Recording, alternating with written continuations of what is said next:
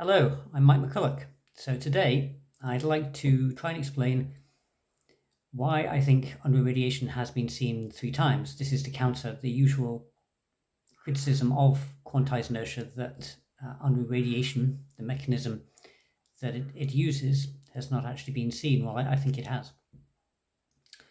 So Unruh radiation was first proposed in 1976 by, I think it was proposed first by Stephen Fulling, Paul Davis, and then William Unruh.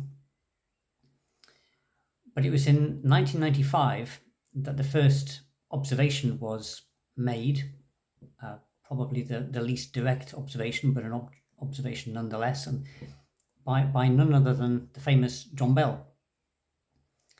So he noted that electrons stored in electron beams in magnetic fields, so they do that with electrons, they store them in magnetic fields to go around in circles. And because the electrons are in a magnetic field, they should all be spinning one way in orientation with the field. But it was observed that they weren't all spinning all one way, as if some random force was jiggling them about.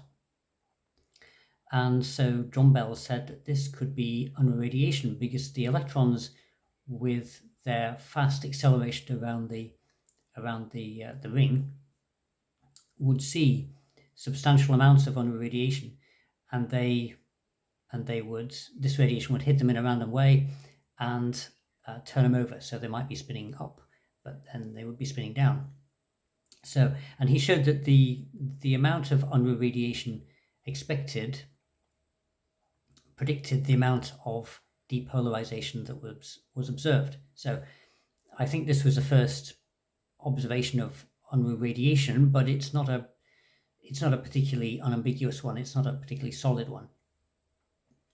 So the second one was around about 2008, and I was very excited to read a paper by Smolyaninov, and he was looking at plasmons propagating on gold nanotips. So in order to explain what that is, I can say that he was shining or looking at data that was shining a laser onto a gold nanotip, exciting electrons, which then propagated on the surface of the gold nanotip and went over the tip of it.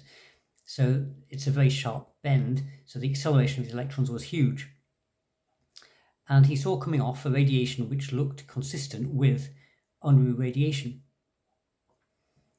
So that was very exciting, and he published that paper in 2008, and it wasn't much noticed at the time, but I read it and I liked it.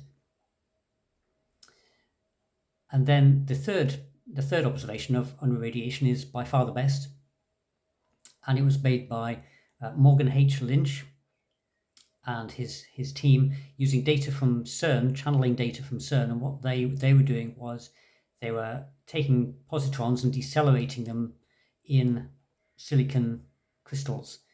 So there's a huge acceleration there. So you'd expect Unruh radiation to come off. And Morgan Lynch saw a radiation whose spectrum was consistent.